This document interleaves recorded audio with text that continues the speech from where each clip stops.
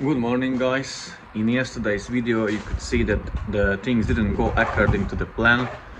Today I'm not even in my mood. As you can see, weather is fairly shit outside, like typical British weather.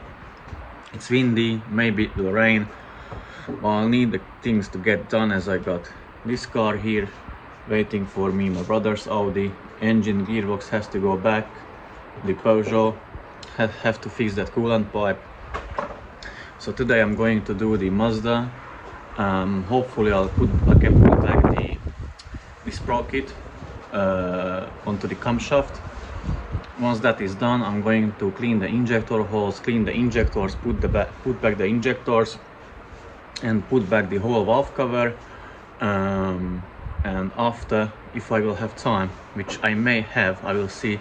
I will remove the oil pan. Is already removed. I just put it back with 2 bolts. So I remove the 2 bolts, the oil pan, remove the oil pump timing chain with the sprocket, and then remove the oil pump, separate it from the strainer, clean it, put back the new strainer, install the new strainer, clean the surface of the engine block, the bottom, clean the oil pan, and then put back the oil pump. Maybe today I will be able to seal it and leave it for overnight to cure, to dry, and tomorrow then I may start up the car. I need to order a few other parts, bits, tools. So yeah, today I'm not really in my mood, but I got a few cars here. Tomorrow one more is coming for carbon cleaning, I think. So yeah, things not really going according to the plan nowadays, but it is what it is. It's life. I need to go on. So yeah, let me try to put back that sprocket and I'll let you know how it went. Okay guys, good news from the beginning. As I said, clear mind, clear head. Things probably will go better as they did. So let me show you how I did it. So basically, as from last day's video, you could see that I could manage to put back the bolt. So I left the bolt in, but this one, the sprocket with the chain was bit off, so it wasn't sitting on properly on the camshaft. So what I've done, I use a 23mm spanner on the hex part of the camshaft, turn the camshaft a bit that side so that I can align the sprocket, the hole in the sprocket with that notch on the exhaust camshaft, and then I was just able to push in or put on that sprocket. It took me literally maybe 30 seconds. And yesterday I was like monkeying it with like maybe 30-40 minutes. I was so angry and like pissed off. I couldn't put it back, but I didn't think of it. So yeah, very easy if you are in the same situation. Like what you want to do, like make sure, because sometimes the notch is like a bit further down, as it was in my case, and the hole in the sprocket, they are not aligning. So what you need to do, like you need to turn the sprocket, or you can turn the crankshaft, which is easier. You can't really turn the sprocket because the tensioner is tensioning the chain or putting tension on the chain, so you will have hard time turning it because you are moving against the tensioner. So turn the camshaft. Again, everybody learns something new every day. So yeah, turn the camshaft and then you'll have easy way or easy life putting back that sprocket.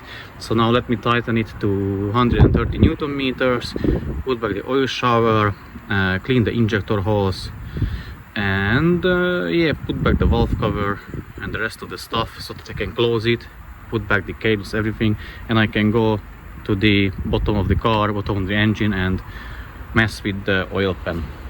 Okay, now I have cleaned the injector holes. I'll try to show you how they look like.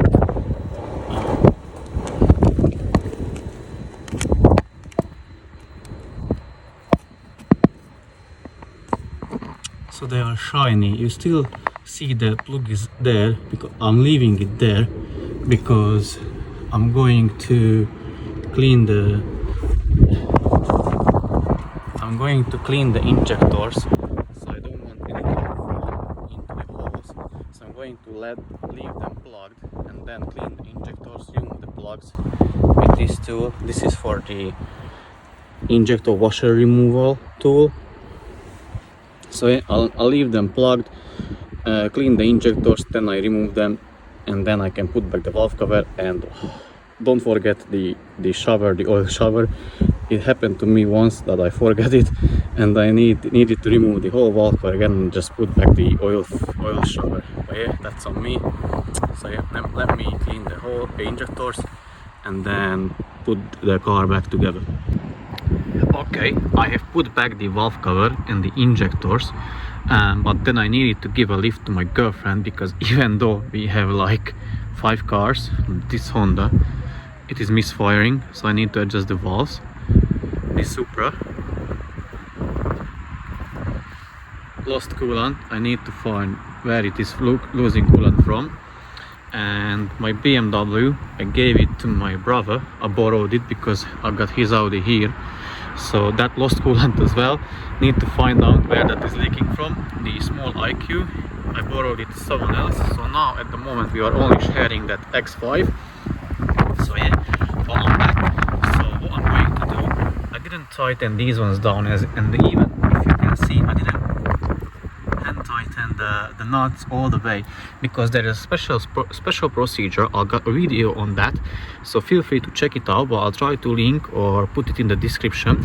But basically, why I don't tighten it all the way down, because you have to go one by one. So let's say this is the first injector, you tighten this one to 2 Newton meters, then undo it 90 degrees, then tighten this one to 2 Newton meters and tighten it further to 235 degrees. So because if you start tightening this one down and you hand tighten it, it won't allow this one to lift, because it has that special tightening procedure. You need to do it exactly as they say you have to do it.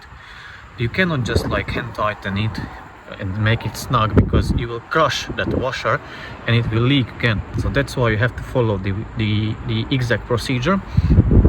But before I'm going to tighten them, I'll put back the fuel lines, so that, because I can still wiggle a tiny bit with the injector, so I just want to put back the fuel lines, make the nut grab on the injectors and on the fuel rail, and then I'm going to tighten the injectors and put back the rest of the bits parts.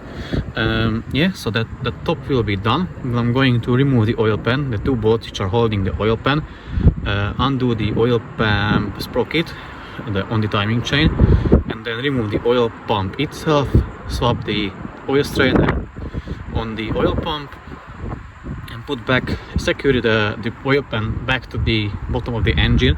And tomorrow I'm going to remove the sealant, seal it properly, and let it sit for like, I don't know, maybe 1 day, and fill it up with oil. So that's the plan. I'll be back once something is done again on this car. Well, the top is put back, as you can see. I put back everything, tightened down everything. It is 2:30, around 2:30, so it's not too late now, but I don't know, it's quite windy, as you can see, and maybe it's going to be raining, I don't know. So I'm not sure if I'm going to start the bottom, but yeah, obviously I cannot start it up because it has no oil, so it would make a tiny bit of mess down there. So yeah, every connector is put back, the battery, everything, I put it back. I'll maybe put back the cover as well, so that it won't take up space in my garage. Put all the rest of the parts which missing, one shield here, like a silver shield, and the engine cover, so I put them back. Everything is tightened down now, and yeah, I'll see, I may remove the oil pan and then remove the oil pump, but I'll see.